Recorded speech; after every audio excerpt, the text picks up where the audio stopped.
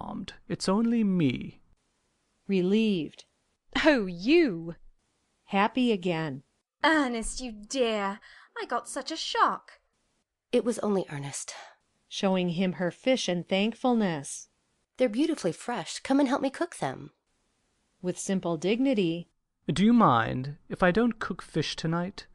She does not mind in the least. They have all forgotten him. A lark is singing in 3 hearts. "I think you all might be a little sorry for a chap." But they are not even sorry, and he addresses Agatha in these winged words. "I'm particularly disappointed in you, Aggie. Seeing that I was half engaged to you, I think you might have had the good feeling to be a little more hurt." Oh, bother. Summing up the situation in so far as it affects himself, "I shall now go and lie down for a bit." he retires coldly but unregretted. Lady Mary approaches Tweeny with her most insinuating smile.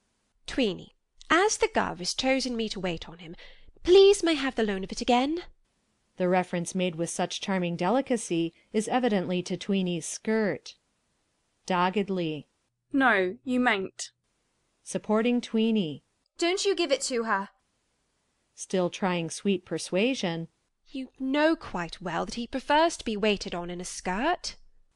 "I don't care. Get one for yourself." "It is the only one on the island." "And it's mine." An aristocrat after all. "Tweeny, give me that skirt directly." Don't. "I won't." Clearing for action. "I shall make you." "I should like to see you try." An unseemly fracas appears to be inevitable, but something happens.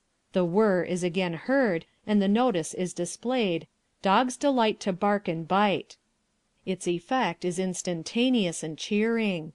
The ladies look at each other guiltily, and immediately proceed on tiptoe to their duties. These are all concerned with the master's dinner. Catherine attends to his fish, Agatha fills a quaint toast-rack and brings the menu, which is written on a shell. Lady Mary twists a wreath of green leaves around her head, and places a flower beside the master's plate. Tweeny signs that all is ready, and she and the younger sisters retire into the kitchen, drawing the screen that separates it from the rest of the room. Lady Mary beats a tom-tom, which is the dinner bell. She then gently works a punkah, which we have not hitherto observed, and stands at attention. No doubt she is in hopes that the Gov. Will enter into conversation with her, but she is too good a parlour-maid to let her hopes appear in her face. We may watch her manner with complete approval. There is not one of us who would not give her £26 a year. The master comes in quietly, a book in his hand, still the only book on the island, for he has not thought it worth while to build a printing press. His dress is not noticeably different from that of the others, the skins are similar, but perhaps these are a trifle more carefully cut, or he carries them better. One sees somehow that he has changed for his evening meal. There is an odd suggestion of a dinner jacket about his doeskin coat. It is perhaps too grave a face for a man of 32, as if he were overmuch immersed in affairs, yet there is a sunny smile left to lighten it at times and bring back its youth. Perhaps too intellectual a face to pass as strictly handsome, not sufficiently suggestive of oats. His tall figure is very straight, slight rather than thick-set, but nobly muscular. His big hands, firm and hard with labour though they be, are finely shaped. Note the fingers so much more tapered, the nails better tended than those of his domestics. They are one of many indications that he is of a superior breed. Such signs, as has often been pointed out, are infallible. A romantic figure, too. One can easily see why the women folks of this strong man's house both adore and fear him. He does not seem to notice who is waiting on him tonight, but inclines his head slightly to whoever it is, as she takes her place at the back of his chair. Lady Mary respectfully places the menu shell before him, and he glances at it. "Clear, please." Lady Mary knocks on the screen, and a serving hutch in it opens, through which Tweeny offers 2 soup plates. Lady Mary selects the clear, and the aperture is closed. She works the punkah while the master partakes of the soup. who always gives praise where it is due. An excellent soup, Polly, but still a trifle too rich. Thank you. The next course is the fish, and while it is being passed through the hutch we have a glimpse of 3 jealous women.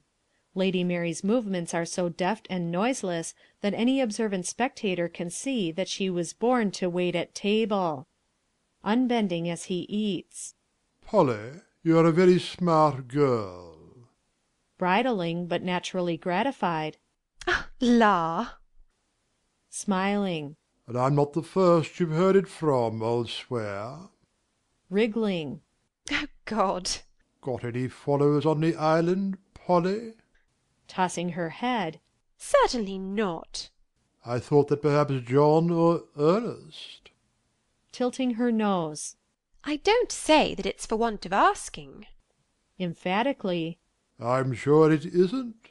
Perhaps he thinks he has gone too far. You may clear. Flushed with pleasure, she puts before him a bird and vegetables, sees that his beaker is fitted with wine, and returns to the punkah. She would love to continue their conversation, but it is for him to decide. For a time he seems to have forgotten her. Did you lose any arrows to-day? Only one in Firefly Grove. You were as far as that? How did you get across the Black Gorge? I went across on the rope. Hand over hand? Swelling at the implied praise. I wasn't in the least dizzy. Moved.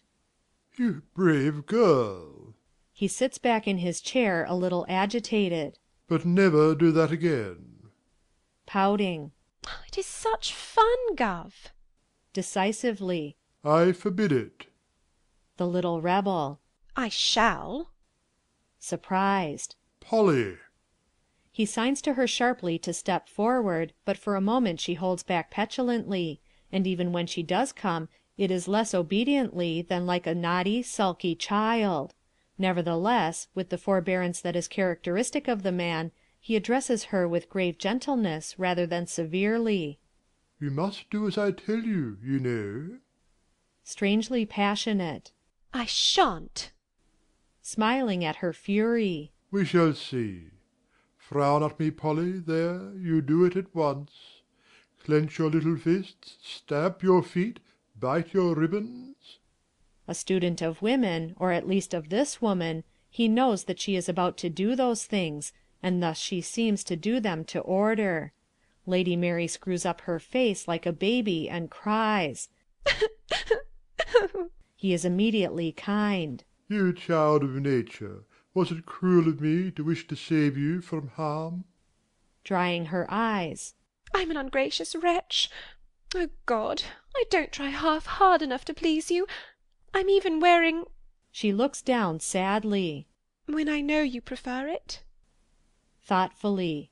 I admit I do prefer it. Perhaps I'm a little old-fashioned in these matters. Her tears again threaten. Oh, don't, Polly, that's nothing. If I could only please you, Gov. Slowly. You do please me, child, very much. He half rises. Very much indeed. If he meant to say more, he checks himself. He looks at his plate. No more, thank you. The simple island meal is ended, save for the walnuts and the wine, and Crichton is too busy a man to linger long over them. But he is a stickler for etiquette, and the table is cleared charmingly, though with dispatch, before they are placed before him. Lady Mary is an artist with the crumb brush, and there are few arts more delightful to watch. Dusk has come sharply, and she turns on the electric light. It awakens Crichton from a reverie in which he has been regarding her. Polly, there is only one thing about you that I don't quite like. She looks up, making a moue, if that can be said of one who so well knows her place. He explains. That action of the hands. What do I do? So, like one washing them. I have noticed that the others tend to do it also. It seems odd. Archly. Oh, Gov, have you forgotten? What? That once upon a time a certain other person did that. Groping. You mean myself?